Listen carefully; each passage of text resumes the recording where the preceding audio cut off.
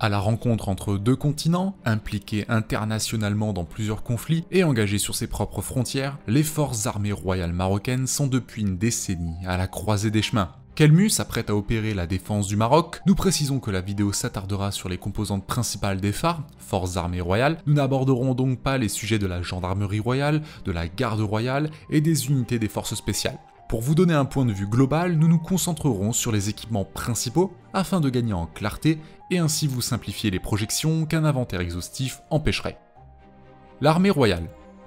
Forte de 175 000 hommes, son commandement est divisé en deux, un nord et un sud. Ces effectifs comprennent aussi le personnel masculin et féminin effectuant leur service obligatoire pour les 19-25 ans d'une durée de 12 mois.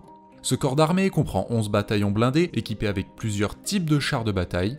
Le cœur de cette force repose sur 221 chars Abrams M1A1SA, viennent en second rang un important nombre d'engins plus âgés, comprenant une centaine de T-72 et 340 M60 Patton, dont 120 ont été modernisés au dernier standard A3 TTS. La nouveauté de cet ensemble en quête de renouvellement vient maintenant des commandes passées à la firme chinoise Norinco. Le modèle MBT 2000 fut choisi et est en service à hauteur de 54 exemplaires livrés en 2012. Une centaine d'autres étaient envisagées en 2018. Une stratégie de moyens, comme nous le verrons pour les autres matériels des corps d'armée, est orientée vers la diversité des fournisseurs, un choix qui entraîne des complexités logistiques qui pourraient miner l'efficacité militaire du Maroc sur le long terme. Son infanterie garde une forte capacité à être mécanisée, en cohérence avec l'important volume des environnements dans lesquels l'armée est appelée à agir. Ces transports sont concernés sur un parc de presque 3000 Humvee, plus de 800 véhicules chenillés de la famille M113 et enfin de 365 VAB en 6x6. A noter qu'en novembre 2020, le Maroc a déclaré son intérêt pour l'achat de VAB Mark III de la firme Arcus. Les forces d'appui sont correctement dimensionnées, ces équipements sont rustiques et éprouvés, l'artillerie est concentrée sur le canon automoteur M109 de conception américaine à raison de 250 unités toutes versions confondues. Afin de gagner en mobilité, la commande de 36 canons César auprès de Nexter lui permettra de rentrer de plein pied dans les exigences de précision de l'appui moderne. La défense antiaérienne étant le parent pauvre de l'armée de terre jusqu'à ces dernières années, toujours dotée de Vulcan et de Chaparral à courte portée. Ces dernières commandes la propulsent dans une toute autre dimension. Les livraisons sont toujours en cours pour le système HQ-9B à moyenne portée. La commande la plus intéressante reste celle de lanceurs terrestres français Mika VL, dont l'achat est maintenant confirmé. Bien que comportant un caractère mobile, ces nouvelles unités marquent le désir de sécuriser les infrastructures nationales face au renforcement aérien algérien. Même si les intérêts restent limités à l'échelle mondiale, le Maroc a maintenu des déploiements liés à l'ONU, notamment en Côte d'Ivoire et en Centrafrique, où un soldat marocain a perdu la vie lors d'une embuscade anti-Balakas. Mais l'engagement qui reste le cœur du métier du soldat marocain reste les combats contre le Front Polisario. En novembre 2020, la rupture du cessez-le-feu a pu montrer l'engagement des forces héliportées ainsi que des raids menés par des convois de Humvee rencontrant des technicals adverses. Les forces aériennes.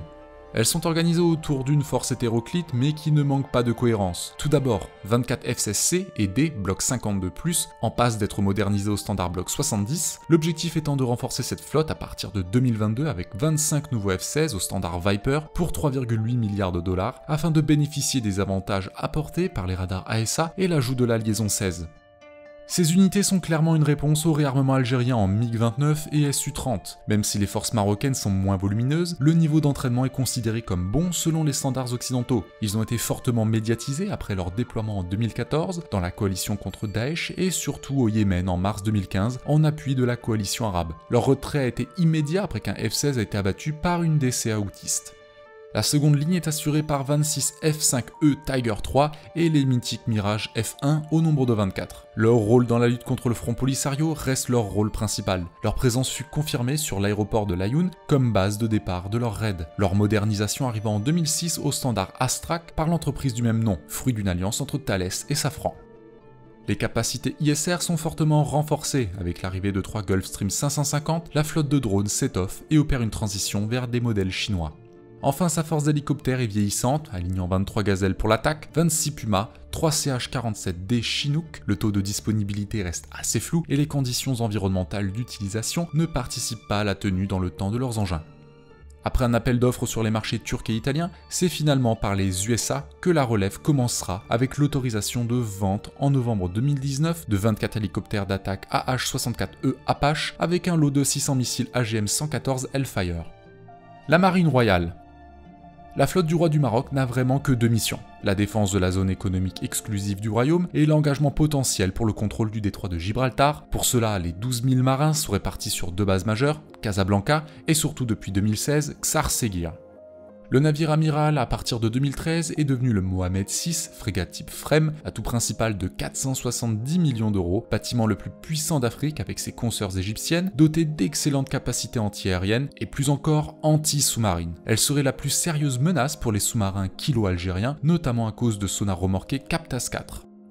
La colonne vertébrale de cette marine est composée des peu connues corvettes de classe Sigma, de conception modulaire et d'origine néerlandaise. Leurs capacités se sont accrues avec la demande d'un hangar hélicoptère, la présence d'un radar 3D Thales Smart S permettant la mise en œuvre de MER 40 Block 2 Exo 7 et du lanceur Mika VL navalisé. Enfin, les vénérables Mohamed V et Hassan II de la classe Floréal assurent une arrière-garde adaptée au contrôle des eaux marocaines.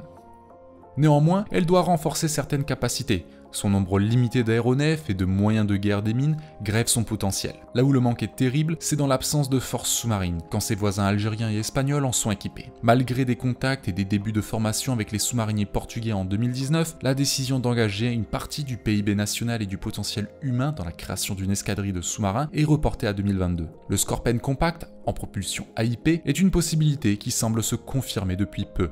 Des groupes de marins marocains étant envoyés en Grèce et en Italie pour apprendre les bases de la navigation sous-marine. Pour en savoir plus, nous vous renvoyons à une autre vidéo sur cette même classe. Pour conclure, les enjeux de sécurité régionaux sont un challenge pour les forces armées marocaines qui ont gagné en expérience grâce à leurs opérations dans le Sahara occidental et leurs différents mandats onusiens. Leur lien avec la France et les États-Unis reste fort en termes de livraison d'équipements et d'entraînement. La prochaine étape de la montée en puissance militaire du royaume chérifien réside dans l'établissement d'une industrie domestique de défense. La relative stabilité du pays a permis l'implantation de sites de fabrication d'Airbus, Safran et Thales. L'horizon 2030 nous donnera le verdict sur la transformation des armées marocaines en nouveau pivot sécuritaire du Maghreb.